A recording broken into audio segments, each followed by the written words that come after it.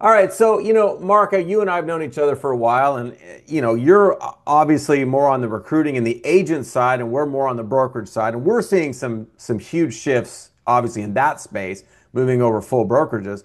But it's got me thinking, what's happening on, say, your end of the spectrum, let's call it. I mean, obviously recruiting insights, you guys are moving, productive teams or productive agents, and you're shifting them individually, maybe one spot to another. So, you and Jay obviously, work and collaborate together well on that aspect. And I'm just curious to see what you guys are seeing and maybe how it might affect what we're doing in the subsequent process. Well, Mark, thanks for having us. And we're going to introduce my good friend Jay, who's a big part of this. But to answer your question, what Jay and I have been working on is we've put together using the data from Bold Trail Recruit inside real estate to really understand agent migration patterns all through 2024 and the first quarter of this year, and we're going to continue to do that. So um, we're going to pull up some slides and we'll just have some conversation about it. Jay and I are both operators. We've done this, and it's going to be fun. Jay, any thoughts on that? Yeah, no, just to what Mark mentioned, obviously from the brokerage operation side and growth side, it all depends on what the agents are doing, right? There's our revenue source. So I think Sure. this goes part and parcel and knowing where the migration is and what's affecting it ultimately affects the growth of the brokerage. Yeah. And Jay, Yeah. and only because I've only met you just very, very in the last 8 seconds, why don't you quickly just kind of give us your background and kind of where you came from, and then we can kind of merge in from there. Sure. As I mentioned, long time in real estate, 25 years, independent broker owner, franchise sales, mergers and acquisitions, helping large brokerages. The last one was North Nagel Realtors, top 30 company, had 1,000 agents, 30 offices. Howard Hanna acquired that, and then went into the technology development space with some of the gaps I saw from an operator perspective that ultimately then rolled into and sold to Inside Real Estate, and now talk to brokers all over the country like Mark and you, Yeah. both Marks, about the best practices of growing, retaining, recruiting, and growing a brokerage. Oh, that's cool. And So, that's really what it's all about is the growth. So let me pull up some slides here, and I think it will guide our conversation on how we want to take this thing. Um, Obviously, Mark, what we've done is with Jay and Inside Real Estate, we've taken all the agent data in four of the top MLSs and looked at what's happening. And what's interesting, it'll be interesting to have a conversation about this, is the bottom line, everyone listening in, it's a recruit or be recruited market. That's my quote of the week. It's a recruit or be recruited. So if you're looking to acquire a brokerage or sell one or whatever your M&A objectives are, it's a recruit or be recruited market. Jay, what do you think about that? Yeah, and for this specific audience, obviously, when you look into a roster and a company and their productivity, I think what we'll talk about as we go on, it's that what's happening model to model. What are the more attractive Hmm. places that are Yeah. people are going? The last thing you want to do is roll something in, and next thing you know, they all move to the shinier object. So it definitely is from an M&A and a individual brokerage growth strategy. It's a recruited market. yeah, I'll tell you something, Jay. On our end of it, that is probably the biggest single element that we have to deal with is trying to figure. It's not just moving money and moving people. It's if the culture doesn't fit and the line and there's no Hmm. alignment. I don't care how great it all seems. The agents are going to scatter. In which case, what did you buy? And then to the other side, what did you sell? That's the big thing that maybe individual M&A within, let's say, a brand or something, when they're buying each other or buying independents or something if you're a franchise, sometimes they don't get that part of it, and that's a huge Hmm. deal. So I'm excited to see where you guys are landing on that. Well, one of the biggest mistakes I made, it's funny, we learn more from our mistakes sometimes than we do from our wins. Yes, we do. I allowed the owner to convince me that the financial model of the new thing that we were bringing these agents in was going to be substantial enough to keep them. Mm, Well, guess what? They wanted all the services. They didn't care about putting more money in their pocket. yeah. And it was a mistake. Anyway, I learned the hard way on that one. Yeah. Well, what's interesting for us to talk about in this study, We did across four MLSs that accounted for, I think, 30% of all the agents in production in America. And we did exit interviews. And what was interesting is the top 10 firms that had the biggest gains and the bottom 10 that had the biggest losses represented every model type and every brand. Wow. Meaning, with Jay and I, as we dug into the exit interviews, was it was leadership, direction that was making the difference here. Jay, thoughts on that? Yeah, just look at all the noise out there, from NAR to the economy to geopolitical, you name it. The people are kind of deer in headlights, and leadership, clear conviction is going to retain agents. It's also going to attract agents. They want Mhm. people with a plan. You don't always have to Mhm. be right, but it's shown that agents want somebody who are convinced of something that they want to follow, and Yeah. it shows in the data. Yeah. Yeah, in a few moments, we're going to give you the 8 Ds that we came up from these exit surveys. But there was a study done a number of years ago between all the brokerage firms that actually had growth in the 2008 to 2012 period. During that downturn, there was one common factor amongst the firms that were growing, and it was they got closer to their people. Sure. So, as close as we think we are to our people, Mark, we got to get closer. And Yeah. it's even true in M&A in this environment. We got to get close to those people. Wouldn't you agree? Absolutely. Oh, absolutely. I mean, I don't care if it's a CEO of one of the major brands or if it's just the broker, managing broker, whatever. If they cannot name off the top of their head, who their people are, maybe even know a few things about them, it gets tough. Yeah. And far too many. Obviously, the larger the company, the more difficult that becomes. But you've got to at least have the leadership underneath you filling in the gap that maybe you can't do as a CEO, something along those lines. Yeah. But even at the top, um, I was blessed to do some work for a number of years with Ron Peltier from Home Services. Hmm. He could name off every top agent in every single company he owned Oh, I'm sure. and know stuff about them, right? He was just that kind of a leader, Yeah. and it made a difference. It made a difference. Yeah. Now, what we did in this survey, again, we looked at the four of the largest MLSs. We did West Coast, East Coast, South. We did four geographic different areas. That in the first quarter, we saw agent movement soaring. Nearly 66% more agents switched in the first quarter than the prior year. Hmm. Production was up, average volume was up, and the internal moves between this is interesting for your audiences. We can see there's a lot of consolidation. We can't tell if it's office mergers or closures or people coming together, but there's a lot of movement within the same brand, Hmm. meaning there's some reorganization going on. How do you think, and I'm going to segue just slightly, how do you think, I have long held the belief that the industry itself is far too saturated with agents. In fact, if you look Mhm. historically, this industry has always had roughly 1.2-ish million agents. We got as high as around 2. That's backed off slightly, but I still think we're oversaturated. So I can't help but wonder in this particular batch of information if part of that isn't natural attrition, people leaving in and of itself, in conjunction with consolidation, M&A, et cetera, et cetera. Any strong thoughts on that part of it? Yeah, so this is different. This is actually people with production moving within the same Okay. brand. So this does not account for maybe low producing agents who just drop out of the industry completely. We didn't look at anyone who had no production. This is Okay. only people with some type of production. Okay. Now we're going to talk later to your point. We're going to show some data of the wide variance of the what I call the business operators versus the hobbyist. Right. What's shocking to me is we haven't seen a tremendous amount of attrition. What we're seeing though is the greater divide between the business operator and the hobbyist. And I think there's a role in this industry for both.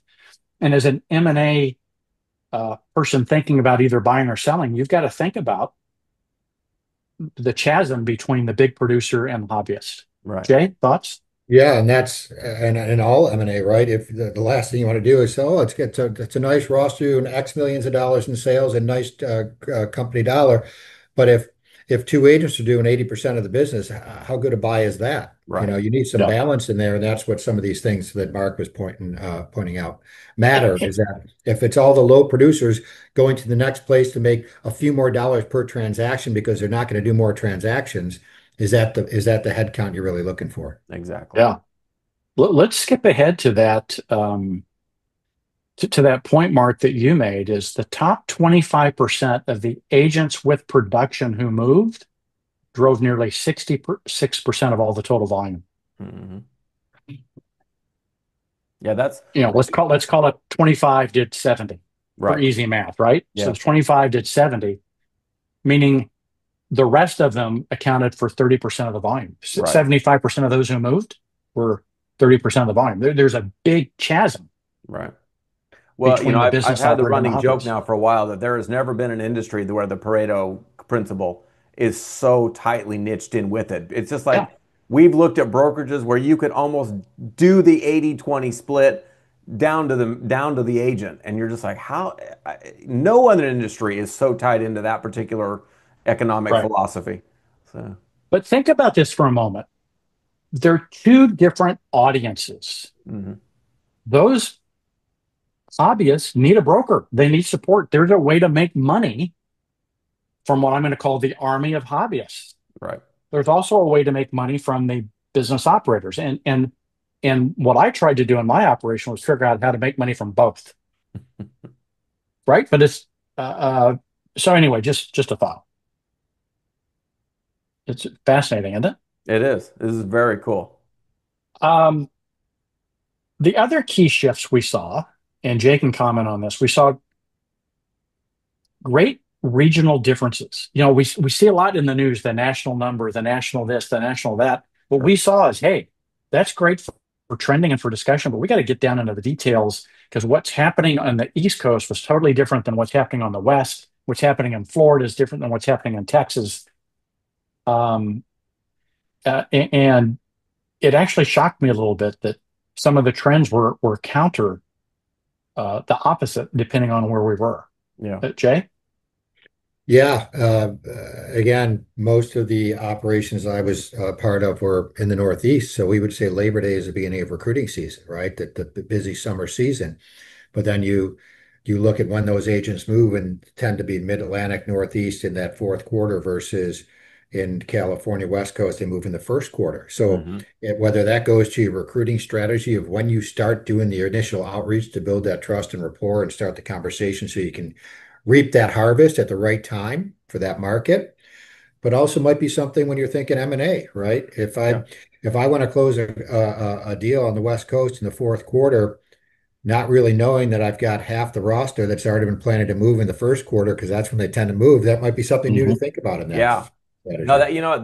that is an incredibly intelligent observation. I'm glad you brought that up. And I'm going to tie into that a little bit on our side of it, the M&A side of it, which is, there was obviously through the last few years of M&A, we've watched a huge shift in brokerages, even of where they've decided Mhm. to purchase. Again, the Northeast moving maybe to the Sun Belt, California going to Arizona, something along those lines. And obviously then the multiples changed for each state. So, we update our multiples, call it every 3, maybe 4 weeks to try and figure out exactly what's going on. And what we saw pretty rapidly was certain areas of the country, the multiples were just plummeting. Other areas they were holding. I'd probably even starting as early as, February, March timeframe, we started to see a couple areas in the nation the multiples started to tick up slightly. And I mean, slightly, 0.25 or something like that. But that makes a difference. You can start to see those trends.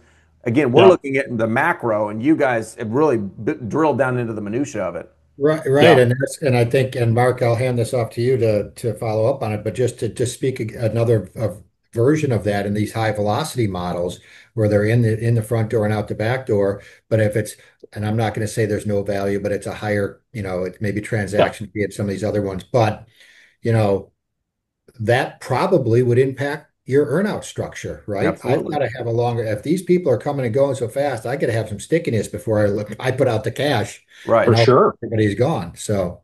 Well, and what was interesting, Mark, which you made me kind of think through, is I wonder if the multiple is different if they have a higher concentration of teams than a lower concentration. I can almost assuredly say yes, because obviously what we're seeing right now, and I'm sure we're going to talk about it in maybe a different slide, but we're seeing a huge push right now for the brands themselves to pick up more teams Mhm. and forego the whole brokerages. Why? Because obviously teams tend to be the high producing agents. They tend to cluster together and they move from space to space to space. But they do, by and large, and this is probably a little bit of a broad brush, but they do tend to stick wherever they're at just a bit longer. And so that Mhm. gives them some real value, and it allows for a slightly higher multiplier for that reason. And they can be very profitable if they're done and managed Absolutely. properly. And they also tend to Um, be self-sufficient, unlike maybe a yes. low-producing agent who require a lot of energy by the broker. Teams tend to be very self-sufficient. Yeah. And as a recruiter, I'd rather bring over a team of 5, 6, or 10 than Yeah, have to go find 10 individuals. yeah, exactly right. Um, what was interesting, back to the Pareto principle, Mark, you talked about, we looked at the average volume and the median being half below, half above, in the overall four MLS samples in the top 25. The top 25 average and median wasn't as high as I thought it was going to be. The typical person who's moving, is that, $2.5 million producer Yeah, in many markets. Now there are the 10 million, the 20, the 30, the 40 million, but they're not the bread and butter yeah, everyday agent that's moving. And so as you think about your targets, this could be an interesting slide to think through. yeah. Jay? Yeah, and it also goes to that concept of, teams are a little stickier, and obviously if you've Mhm. got the support, you've got they're embedded and adopted the technology, that's a much more complicated move. Yeah, These smaller agents that are doing 3 to 6 or 10 deals a year, it's much easier to move. So that Yeah. just goes back to that coaching and retention and leadership to stay close to your people yeah, because it's that was I'd get that phone call. Jay, get to my desk. Susie's desk was cleaned out. I was blindsided this morning, and to which I would reply, "Were you blindsided or blindfolded?" Right. Because I put that data, I like that. put Mhm. that data right in front of you. You saw they had no active, no pending, no Yeah. recent closings, and their business is down. And you didn't reach Yeah, out. I would help them leave. Oh, yeah. I've You weren't blindsided; you were blindfolded. I love it. Yeah. Oh, I've got worse ones than that. I mean, we talked to brokers who are like, "Well, I just took a 2 month vacation. I was amazed when half my agents were gone when I got back." And it's like, "Really? You were surprised Yeah, by that? Okay." You got, yeah. oh, there were There's some issues going on there. there's Yeah. a way to have someone while you're gone. You can Yeah. take the 2 month vacation, but you need to have some backup. Yeah. Now, in our report, Mark, in the public reports, we mask the MLS names and we mask the firm names Okay. for a number of different reasons. But in our private audiences here, we can show who's gaining, who's losing. We're seeing on the inflow of agents, obviously at Real, at Compass, at Equity Union, Redfin actually had a net agent gain in the first Mm, quarter. We're seeing some net losses from models like EXP. hmm Everyone thinks, well, wait a minute. Of course, they're tended to be going to Real, hmm but we're seeing the Real and the XP agents go back to the traditional models. Yeah. Um, the point being is there's movements, there's churn everywhere. hmm And it comes back to the 8 Ds we're going to bring up into a minute: leadership, direction, training, de risking. Um, because the gains and losses were all model types and all brands at the top and the bottom. Right. Yeah. Yeah, again, So, maybe this is a real world type of example, but I can tell you that, when we're talking to brokers and we say, okay, you're worth X, let's say whatever X is, you're worth $100,000, $1 million, doesn't really matter. And we say, okay, based on, all of the factors that we look at, we think a good acquisition for you would be this group or this group or this group. And I got to mhm, be honest, usually, I'm going to probably shoot myself in the foot a little bit, but usually if we bring up what I'll call the legacy models, the franchise models, we get a lot of pushback. I see in that last slide, almost every one of the ones that have had a net loss, unfortunately, are the legacy models.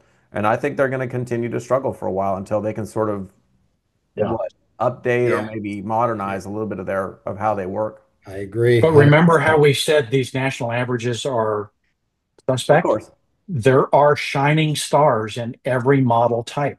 As always.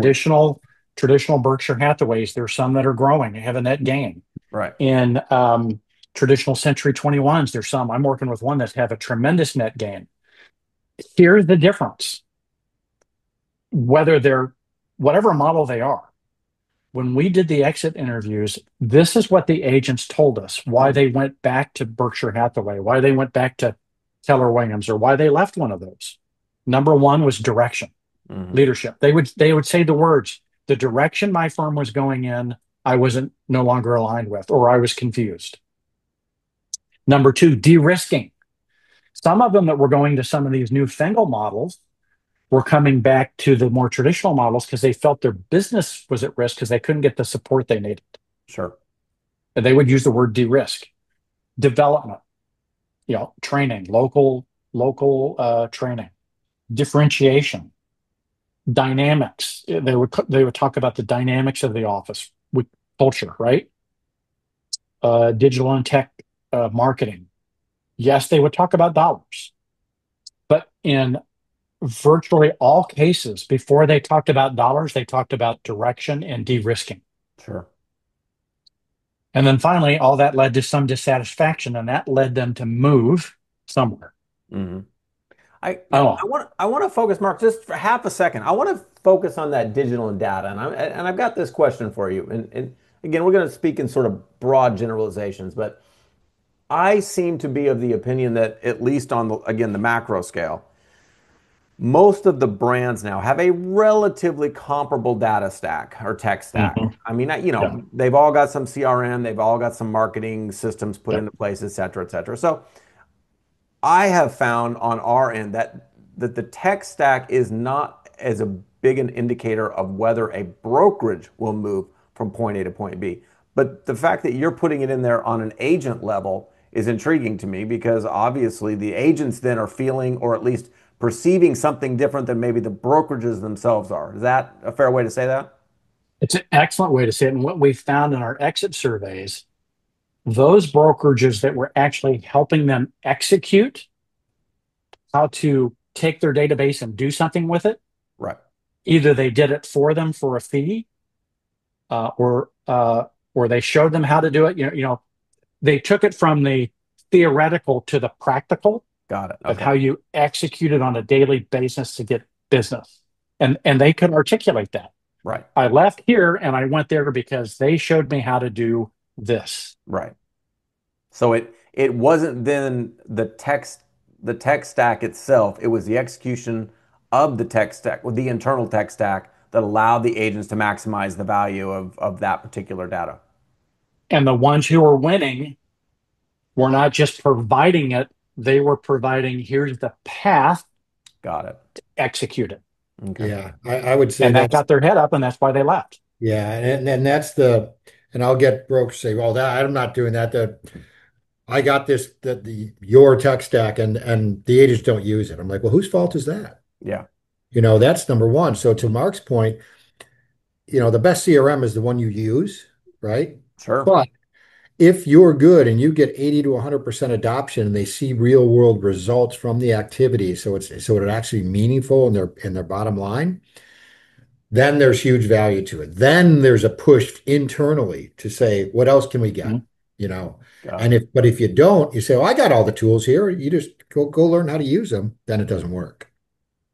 Mark, this is a great segue into this is what Jay and I do for managers, owners, and recruiters. Jay has all the data.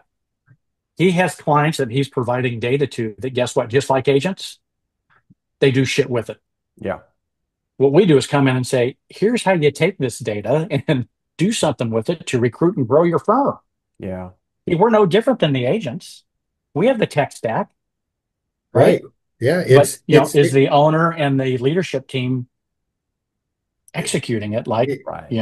It's like you said on the previous slide about all the different where people are coming from and moving to and from region to region and seasonality.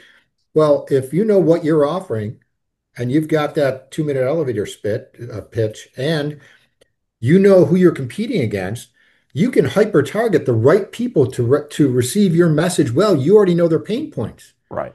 So Hmm. from a model type and a production type, that every one of those people, if I spend the time to build that relationship, is going to win on the money based on what I'm offering and see the upside. That's a smarter way to start growing through recruiting. Right. Okay. Yeah, totally. Yeah. And so, what do we see? We have some regional snapshots. We'll get you the slides, Mark, so you can share them with the audience. I don't know Oh, if that'd we be want to great. go through each one of these regions, but in the slides, you'll see a snapshot in the Mid Atlantic, and the Southeast, and the Mid South, and the West. But there were some key themes. There was more agents were switching. There was a diverse volume of growth amongst those. And so we did see some revolving door, particularly in some of the new models, Yeah. where everyone came in, one went out. And many of them were going back to some of the traditional models that they came from. Hmm. Oh, Yeah. Jay, thoughts on that? Yeah, well, there's where what retention means, right? The Mhm. agents don't go out the Oh, door if you're able to turn that intangible word of value into a tangible right. asset. You would Well, never leave in the first place. When I say it's the grass isn't greener, you go someplace because the split perception is higher, more money in your pocket perception is higher. Then you get there and you realize what you're leaving. And if your right. retention was stronger in the first place, they never would have left. Well, Jay, and I love your analogy. Was I blindfolded or blindsided? I was really blindfolded, right? That's the quote of the day, man. well, and then to bring that again full circle back to me, which is fine. Once the brokers understand what you're offering them as far as that information, guess what? When they are ready to sell, when they are ready to move forward and Mhm. take, do that exit strategy, they're going to be worth two times, five times, 100, whatever that number is, Yes. more looking when that for what we do. And it's you can't even begin to understand how big it is for us on the M&A side of it. When we get a brokerage who comes to us and says, I'm ready, the broker says, I'm ready to get out or I'm ready to make a transition or blah, blah, blah, whatever that looks like. And we can look at their P&Ls and go, okay, you've got 100 agents, you've had 100 agents, they're good producing, 100 agents, and maybe they beat the curve in total sales or whatever. Mhm. The numbers start skyrocketing. And Yeah. again, it's huge. This So is how to make your firm more valuable, whether you want to keep it, sell it, merge it, whatever it is, it's how to make your asset even more valuable. exactly. What was interesting, and I'd like you both to comment on this, we found now, again, in this data, we only looked at people who had production. Okay. They had to have production to fall into these numbers. Well, we found about 7.5% of the agents who moved who had production were new to the industry that year. Hmm. So there is a role for new agents who have a sphere of influence, who have a connection, who can come in and produce. There's about 7.5% of them um, were newer to the industry. Thoughts on that, Jay? Yeah, and I've been seeing it since about 6 months post-COVID. You know, the Mm-hmm. the stickiness of a new agent where it might take 2 to 3 years for that initial honeymoon phase to cause them to look elsewhere is no longer there. They're willing to Yeah. jump right off the bat if they're overpromised and underdelivered. And Hmm. if they're actually able to jump in the pool and swim and do some deals, they're not going to wait. They're going to make the move, and that's what that shows. And from the internal restructuring, one of the things when we talked about this earlier, yes, there's consolidation from brick and mortar and cost savings and efficiencies. I get that. But I would probably say, in my opinion, that this tells me that it's weak branch leadership. Because if you stay within the same firm, the overall Mm-hmm. brokerage brand, you're looking for someone else who's giving you better guidance. Yeah, I might lump in this is where, one of those ideas of all things being equal, tech stack, let's say compensation packages, whatever those look like, commission packages, to your point, the management structure then is number one. And I'd even toss in, and maybe these two are six, one, half dozen the other, but the ongoing training. I don't care, Mm-hmm. Yeah. new agents, it's hard enough to just get in the industry. And even if you've got one that can come out of the gate storming, that does not necessarily negate the fact that you have to continue to really work hard with them on the training aspect. Yeah, you've got to show them the love and support from a management structure, but now we're back to the training. And far too many of the brokers that particularly we deal with, they gave up on training years earlier, and then they can't Yeah. figure out why their brokerages are failing them underneath them. It's a mistake, and we saw it in the 8Ds. I think we have to go back to it. It was number four. It was a number four thing, three or four that they mentioned about why they chose the next place. Mm-hmm. I mean, It and was. just one last point on that, and I just did a Mhm. little quick blurb on LinkedIn today, but it was right now with all the noise. Look at all these markets. Even let's just say prices are flattening and transactions are going to be equal to last year, not up or down. Just everything's going to stay the same, prices are the same. But with more listings coming on the market, Mm-hmm. as a broker, as a leader, this is fundamentals. I've Yeah. got to teach people how to market a home again, how to talk Mm-hmm. to a home seller about pricing to sell again, Yeah. about how to run a proper open house again. Right. These are things that are cyclical and they're always going to be there. But there's probably 700,000 agents out there who've never had to work in that market. Right. So you have an opportunity as a broker to train. Yeah. Yeah, I talked to four of my former agents this week who basically called me and say, I don't know how to have the conversation with my seller that it now takes 3 months to sell their home. Mm-hmm. Right. They didn't, like, Never had what do to. I say? How do I mean, these are basic blocking and tackling that I think because we're so experienced, we take it for granted. Right. But the typical person isn't there. So, Mark, what do we do with this thing? We're going to get you the slides. Yeah. You'll have this recording, obviously. But hey, we're recommending that all your clients audit their offering using our 8D format. Audit our inner and outer game. The inner game is our mindset. Do we think our model sucks? It's probably not your model. It's just either how you're positioning it in your niche, your ideal agent, or your value prop. Right. But audit your value proposition using our 8D framework. Audit your recruiting effort.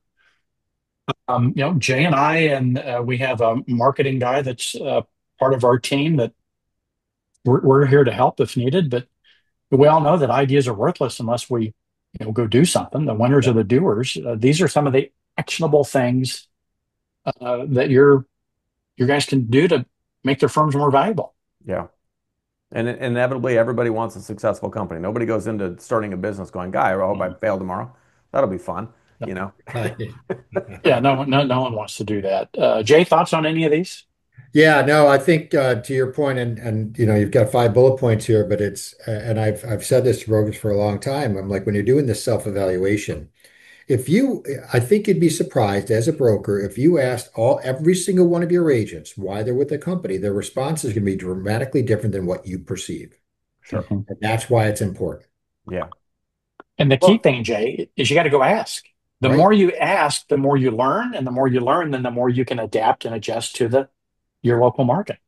well, Exactly. and I think we can all agree that brokers have to be open to the idea that, again, you don't know what you don't know, but more importantly, you have to be willing to change. If you find out that it isn't what you think, you've got to be willing to Yeah. change the direction and steer that ship the right way. So even using these bullet points, let's say, once a year, once every couple of years, whatever that look, you got to review, go back in again and again and again Yeah. to make sure you really understand because the market changes, the agents change, we all get a little older and a little more stuck. Well, and one thing I'd like to mention, one thing I did, I asked my agents consistently four questions. What are we doing well? What could we do better? Would you recommend us to another agent? Which tells you everything you need to know. Hmm. And then for anything else you want to tell me. Now, some people avoid that because they may suggest things that you're not willing to do. Like I had one agent say, well, why don't we have free lunch in the office every day? Obviously, that's not realistic. So I went back to that agent. Thank you for your suggestion. Here's why that's not real. I was able to explain to him why that didn't work, why that's not something we could do. Right. But here's the things we are doing that came from the suggestions. Right. And it's just having the chutzpah to be able to say yes or no Yeah. and then explain your rationale. And it's okay to if you have the proper, in my opinion, the proper leadership and culture, it's Yeah. okay for your agents to understand, and they should understand that being profitable as a brokerage is Hmm. good for them. Right. Yeah, absolutely. If they're part of it with you. So, Mark, what we teach is a concept for your audience listening, and they're probably not the actual recruiters, but for the recruiters to do touches, conversations, face to face. We have a metric. What's measured improves and what's measured and reported back dramatically improves. For our recruiters and Jay and our teams, how many touches we make today, how many conversations, how many face-to-face appointments, we got to get into the game. And this is the game of what we measure. So if this is value added to anybody listening in, we measure each week the net database additions. How many did we add to our database? How many did we drop out of our database? How many referrals did we earn? So these are some of the key metrics we measure on the recruiting side. Yeah. Yeah. Every broker should be looking at these and figuring out a way to implement all of them, in my opinion. Yeah.